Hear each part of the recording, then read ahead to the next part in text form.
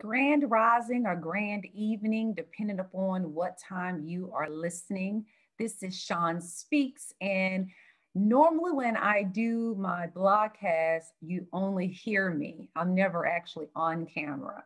But this time, with a little nudge from one of my friends, I decided to actually record me um, on the camera reading my blog. So today's blogcast that you can go over to freeyourthinkingmind.com and read, and I also suggest that you do read it on the blog, is entitled Diamonds Are Not a Girl's Best Friend. Our affirmation for today, I love to start off with affirmations. I am authority at its greatest potential. I am authority at its greatest potential.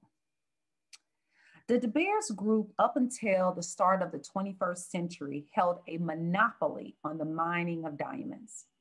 It still controls a great percentage of the diamond production, coming second to a Russian diamond mining company called Alrosa. The De Beers Group was a company founded by Cecil Rhodes. Cecil Rhodes got his financing from Alfred Belt and the Rothschilds. Ernest Oppenheimer, who had founded another mining company called Anglo American with his partner J.P. Morgan, sat on the board of the De Beers Group. Oppenheimer helped the De Beers Group continue its global monopoly over the diamond industry. But one problem existed. Diamonds were actually more plentiful than they wanted them to be. Now, if you know anything about economics, supply drives price. The more something is available, the cheaper you have to sell it for. So what these men did to solve this diamond abundance problem is create the idea of diamond scarcity. Oppenheimer said, and I quote, "Common sense tells us that the only way to increase the value of diamonds is to make them scarce. That is, to reduce production. Whoever controls the production can control the narrative of whether something is scarce or abundant. And if you just accept the narrative, you will begin to believe that something is scarce when in fact the earth, the universe, has an abundant supply of it. So you later learn that it was not scarce. You had just stopped looking for it. This is why you have to always keep looking for what it is you want. And you have to let go of the idea or beliefs about absolutes. I like to say the only absolute is that there are no absolutes. Now let's go back to Cecil Rhodes. Interesting fellow. Many of you have heard of the Rhodes Scholar. In fact, many of us are enamored with someone that says that they are a Rhodes Scholar. For those of you who may not know, a Rhodes Scholar is an overseas student who receives a scholarship that allows them to attend Oxford University, which is in England. Bill Clinton was a Rhodes Scholar, and some of us Black people naively labeled him the first Black president. The namesake for this scholarship is from Cecil Rhodes. Now, Cecil Rhodes was an imperialist. Go look that up. One who wholeheartedly believed that the so-called white race, which he identified with, was superior and was the master race. Cecil Rhodes' end goal in his life was to make his idea about his race true. And he wanted it to be true in the hearts of everyone around the world. He wanted white domination. Cecil Rhodes said, I contend that the white race are the first race in the world, and that more of the world and that more of the world that we inhabit, the better it is for the human race. Cecil Rhodes further said, why should we not form a secret society, but with but one objective, and that is the furtherance of the British Empire, and the bringing of the whole world under the British rule, for the recovery of the United States, for making the Anglo-Saxon race but one empire. Cecil Rhodes also served as Prime Minister of Cape Colony in Africa. And while he was in office, he restricted the Black African vote by raising the financial qualifications for voting. Now, I am sure Rhodes, having plenty of money from the diamond production and his diamond operation, helped him be prime minister. I am trying to help you see that eliminating the power of the idea of white supremacy is not going to happen because you tell a white person, stop disliking me because of the color of my skin. Stop disliking me because you think I'm different because my skin is darker than yours. It is not going to stop because you vote in a man as president who has a history of creating policies that disproportionately incarcerate many foundational Black American men for petty drug crimes and other crimes, and now only says, I'm sorry. We're going to need a little more there, a little bit more now that you probably are president. It's not going to stop because you voted out a narcissistic white male who probably actually care more about money than people, no matter what color you are, and who doesn't care that his rhetoric or his silence invokes unnecessary division and strife among various groups of people. Whether you identify as Black or white or blue, you are being used for a greater plan. My question to you, is this plan yours?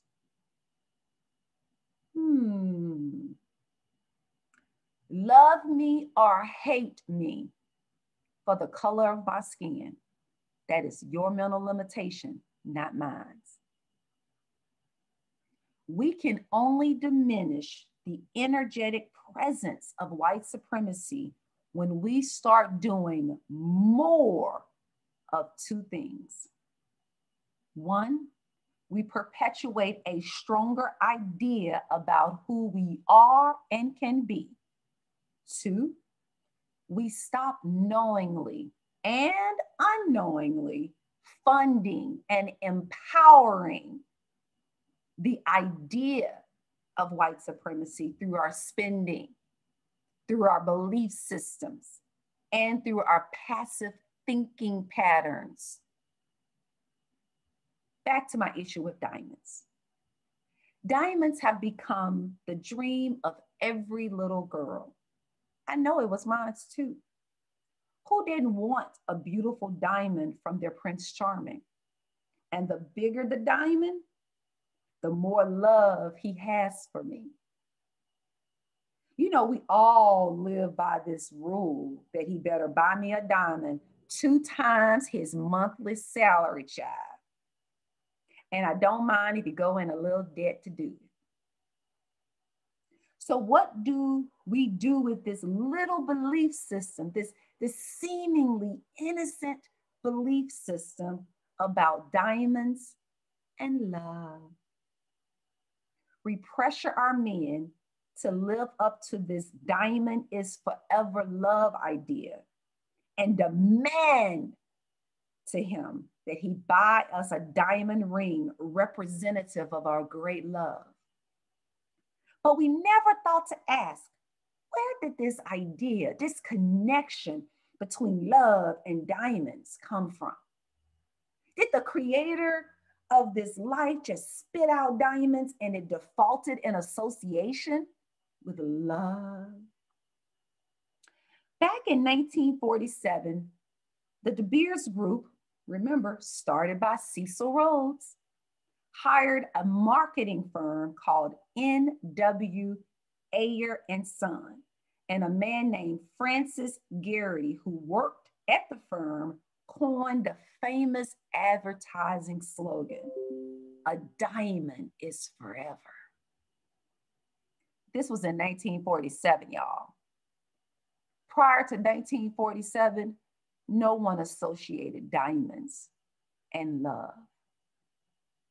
But nevertheless, we passively believed them, and we continue in our wants and in our desires and in our financial purchases to perpetuate this idea, this belief system that a man buying you a diamond is a symbol of love.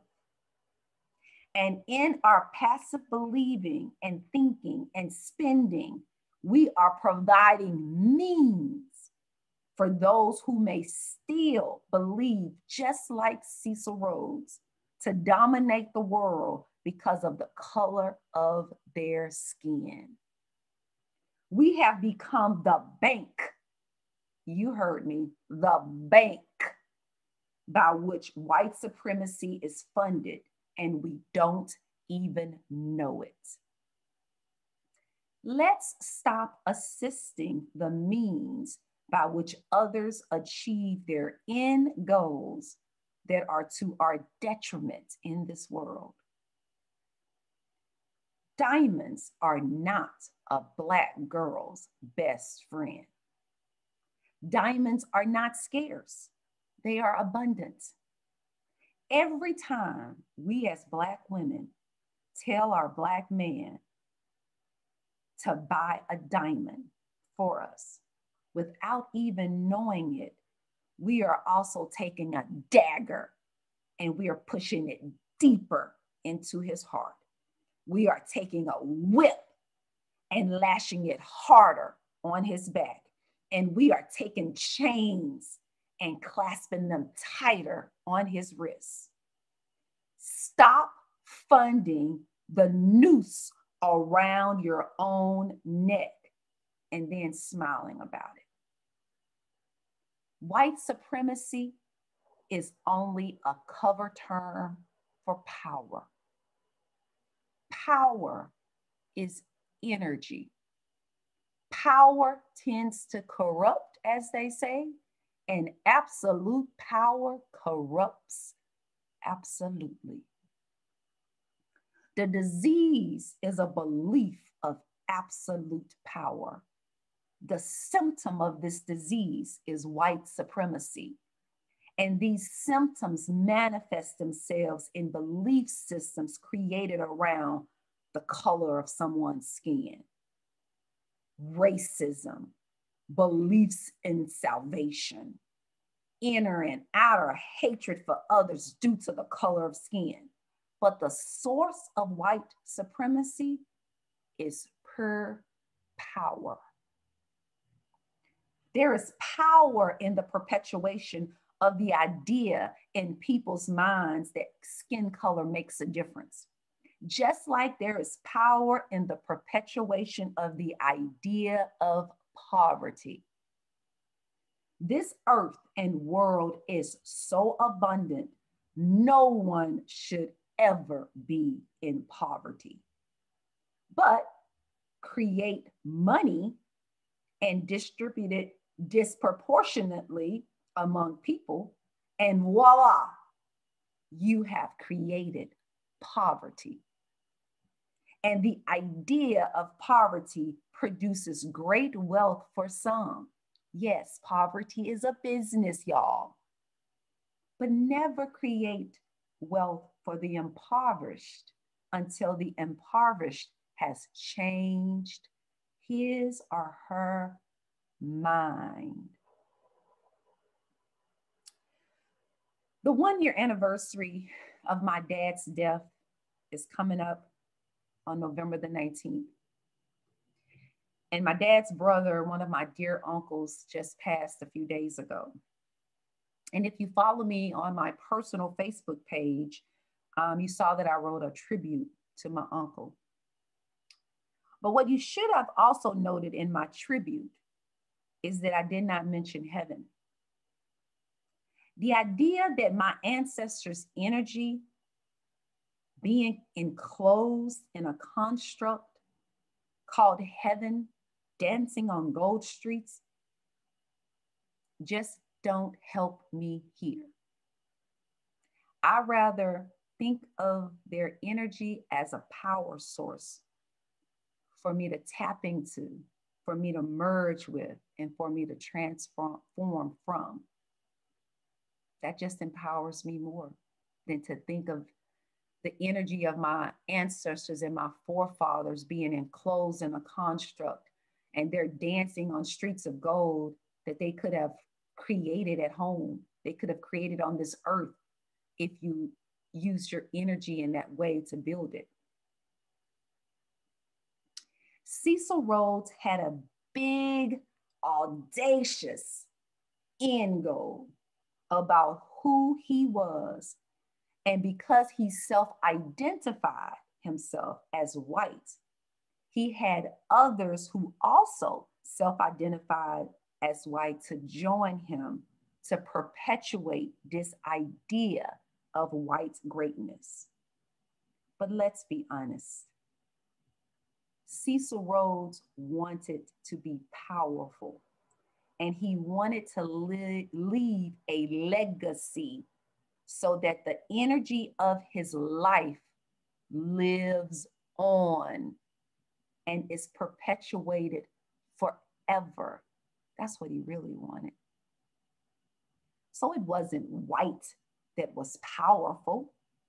Stop being fooled by that term. It was Rhodes' energy and his energy of getting others to join him in the perpetuation of an idea. That is real power. Cecil Rhodes died in 1902, y'all. But the De Beers jewelry and mining businesses continue to exist and thrive today. This is why you hear me say repetitively, we have the power to solve our own problems, y'all. I have to start from the idea. I have to start from an empowering idea about us. I have to start from an empowering idea about myself. If I don't start from an empowering idea about myself, I am defeated even before I start. We need to create a new idea for ourselves and for others. We need to start to see ourselves as raw energy beings. We are willing to narrate new stories about our possibilities, about our potential. I am authority at its greatest potential. I am authority at its greatest potential. Ooh, I am authority at its greatest potential. Yeah, I am authority at its greatest potential. Yeah, I could dance to that. I am authority at its greatest potential. I am responsible. I am power in its rawest form. I am authority at its greatest potential. I am power in its rawest form. And until you can look at your innermost being like that, you will continue to adopt the energies of other people and call them majestic and disregard your own. It never takes the many to control the few. It only takes the few to control the many.